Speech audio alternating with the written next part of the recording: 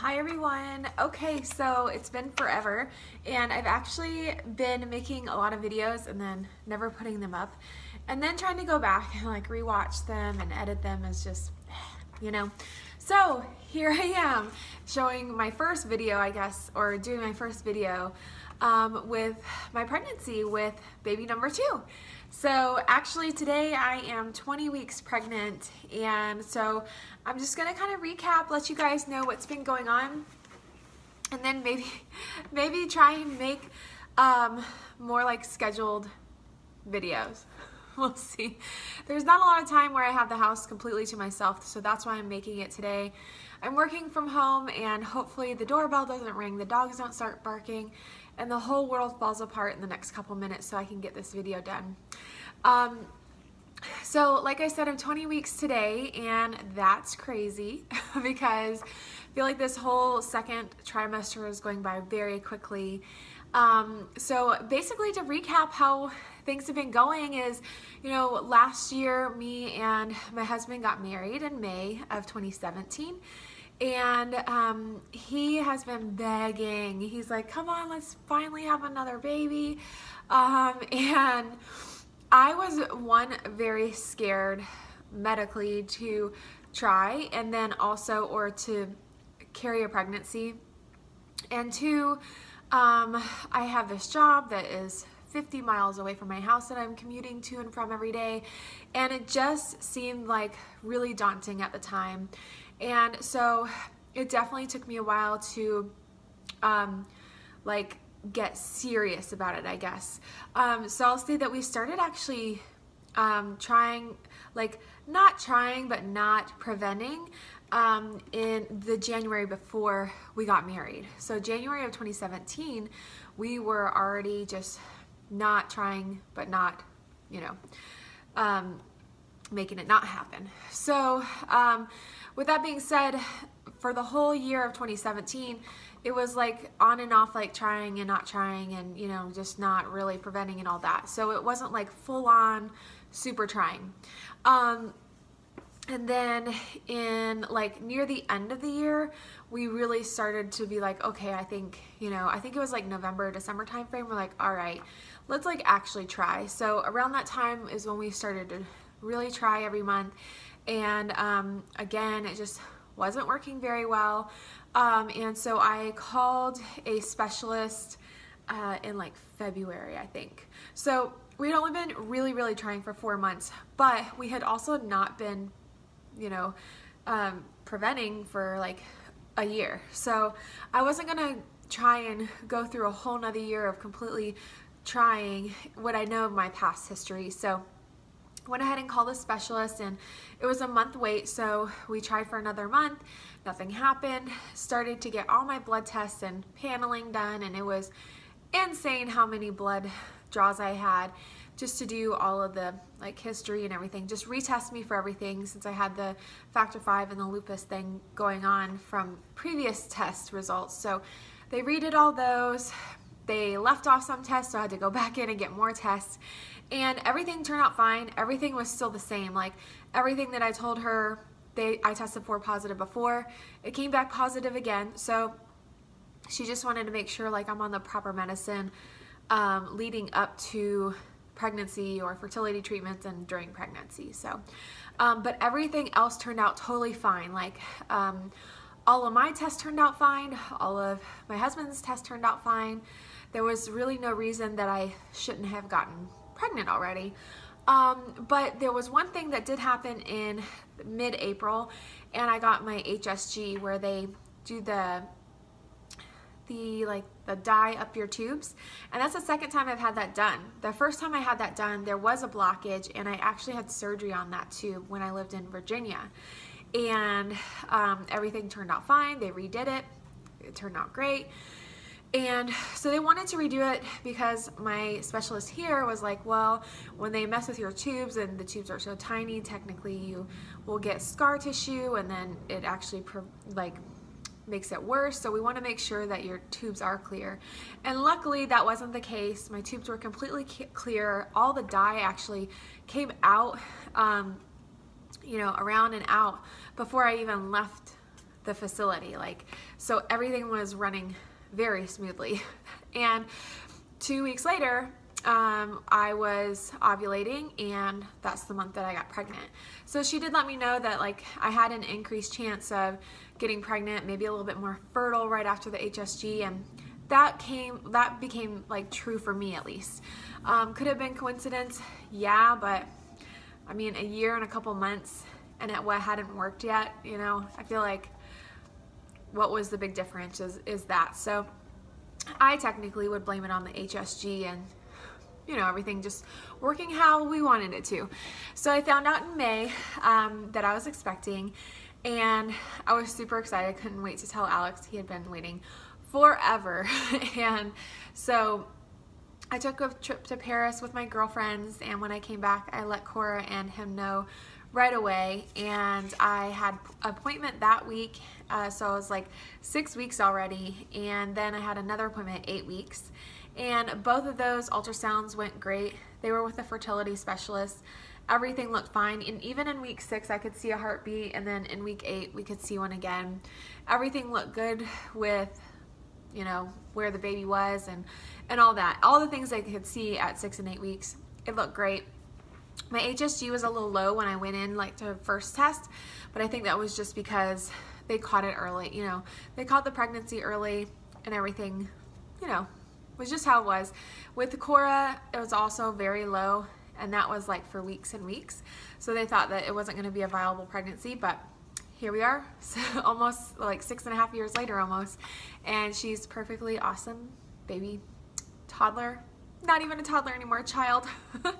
And so yeah, so with this pregnancy, my daughter is 6 years and a couple months old, so it's been a long time since I've been pregnant, and obviously every pregnancy is different. So the first trimester with this one was pretty much the same as with Cora.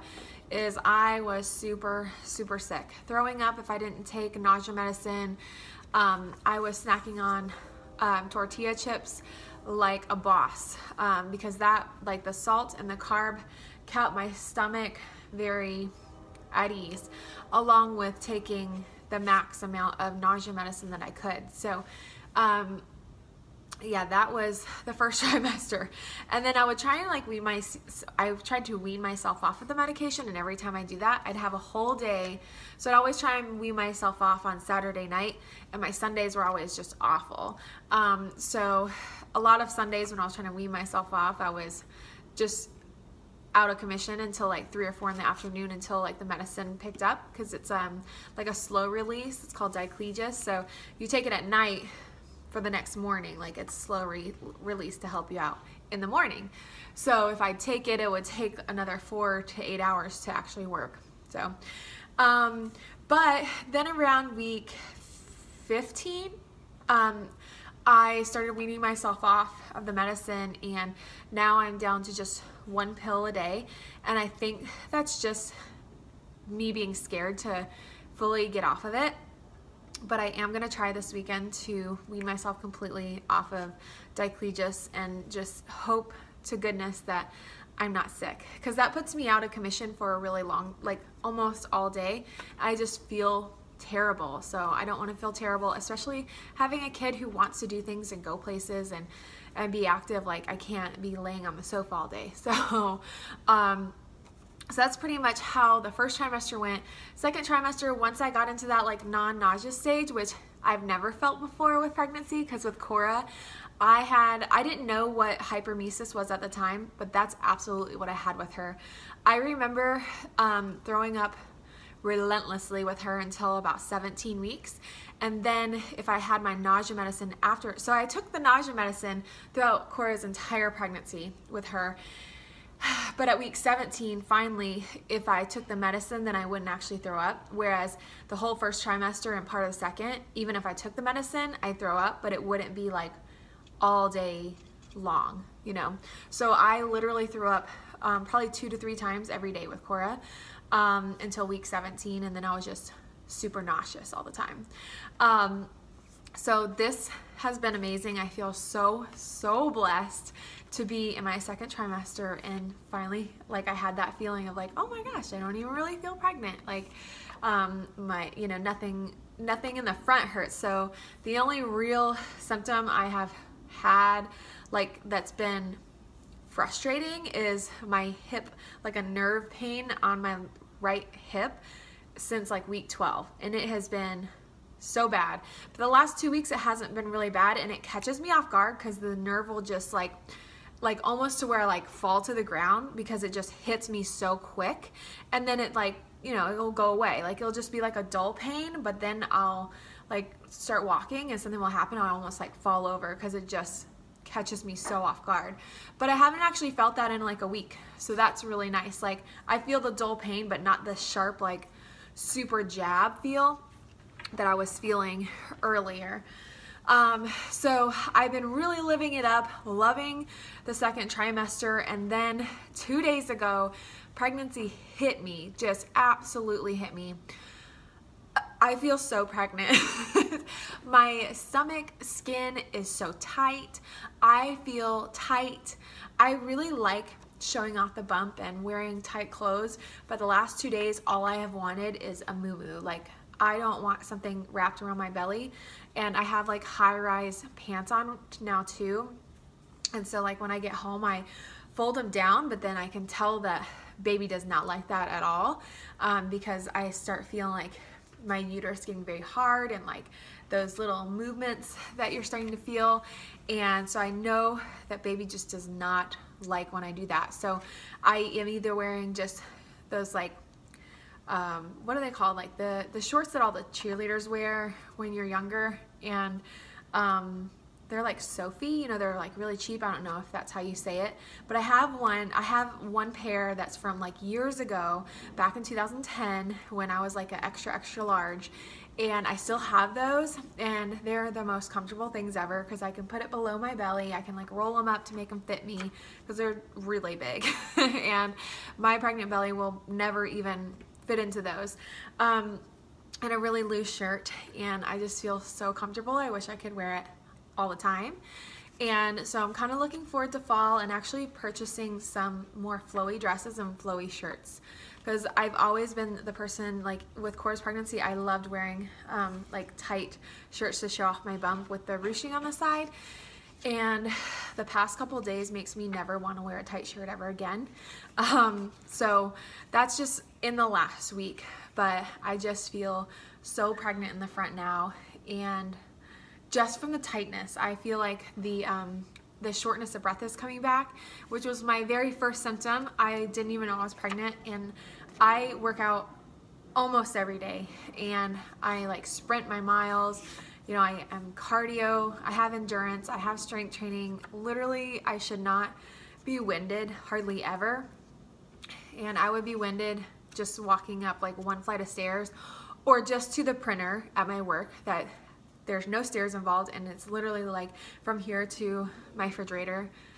And I'm like, something is wrong. And then for the first trimester, it was really messing with my mind. I was very like upset that I was so out of breath all the time.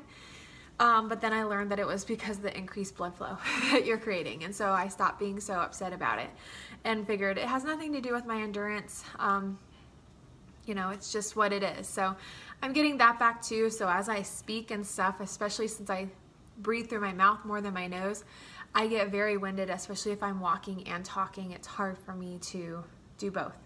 Or it's really hard for me to just have a conversation when I am like saying more than 2 or 3 sentences. So yeah. I had like a cheat sheet card so that way I can try and stay on track. I forgot to put on here that in week 10 I did do the Harmony test. So really early in week 11 I got those results and found out that we were having another baby girl, which I was so shocked because me and everybody else in the whole entire world thought it was a boy. And I don't blame them because I just felt like this was definitely a boy. Like everything felt different, which I know even 2 girl pregnancies can be completely different. So I don't know why, I don't know, but I just really felt like this is not a girl. But also I've always been wrong. My intuition is always wrong for everyone's pregnancy and for my own. So now my joke with anybody is whatever I intuitively think your children are, it's always going to be the opposite. So I always say like, oh, I think you're going to have a boy, so that means you're going to have a girl, because I'm always wrong. So every single time, I have never been right with anyone's pregnancy. So yeah, so I'm always wrong with mine too. So that's the really cool thing is lots of cool things. Corey's going to be a sister, and we'll have another sister. So I think that will be great for her. And I love the difference in age that will be, you know, like, I'm always have been around people, and myself and my brother are only 18 months apart. So I was really scared to ever have kids far apart, but I'm super excited because Cora has been able to enjoy this whole experience. I told her right up front that I was pregnant. I really felt positive about the pregnancy anyways. Like, you know, I just went in with it with positivity and not worry. And I just feel like she's gonna really enjoy this. You know, she's gonna have so much fun having a little sister. I know how to take care of a girl a little bit more than I feel like I'm equipped to take care of a boy, so I'm pretty excited. And we have so much girl stuff already. Now, mind you, if we had a boy, I was not gonna replace all of the gadgets and things, because being a second-time mom, I realized just how much money is wasted on buying all these crazy things for babies. And so I'm going very more like minimalistic on purchases, except for Carter's clothes, because they're only $1 for me. So every time we have a sale, and I share this more on my Instagram, like when I have the sales, but they do all these sales at our work, at the corporate offices for all of us corporate workers. They sell all like past season and samples and all that kind of stuff to their employees 4 times a year, and then all that money gets put towards the Leukemia and Lymphoma Society. So all of that money is donated, but all the clothes are $1, and so why not buy all the clothes at Carter's? So I'm not really buying any other clothes anywhere else, because who wants to pay $30 for a onesie when I can get it for $1, right? So clothes I haven't been super minimalist on, and not really worried about it. I think I've spent like $80 and I've gotten 80 different pieces of clothes, so that's been cool. I've already washed and dried all of Cora's clothes and split them out between just put back what I didn't want to use at all, and then split up all the sizes that I thought I would probably use, and things that, you know, she didn't wear a lot of or whatever. And I've kind of like gotten all of the cloth diapers out and the cloth wipes out, and I'm still debating if I want to do cloth diapers, but I am doing cloth wipes. I think that is genius and such a money saver and awesome. I just love cloth wipes. I thought that was just one of my favorite things about cloth diapering was cloth wipes, because why spend money on wipes? And when you use them, you can actually put them under warm water, so they are actually warm on their bum when they get used, because it's warm water and a cloth piece of material. So yeah, I love that. All of her blankets and things like that, I'm just washing and getting ready. And the only thing I bought that wasn't at Carter's was one diaper bag, because I wanted one book bag style diaper bag, and Carter's didn't have any at the sample sales. And I got a car seat cover, and I just like paid shipping, one of those Facebook promos, and I really like it. It's like a t-shirt type material. So other than that, I'm just gonna wait until after the baby shower, because we already have a crib, we already have a crib mattress, crib sheets, like we have so many things, but we will need like some of the bigger things like a stroller and car seat, because my stroller broke and the car seat was sitting out in the garage for 6 years, so I'm not going to reuse it. So car seat, stroller, a swing, because that one crapped out. I had already bought it secondhand, so how many kids have been in it before her? I don't know, but it crapped out when Cora got to like maybe like 12 pounds. Like it didn't last very long. And the one that I decided on is like a swing and a bouncer, the Graco one.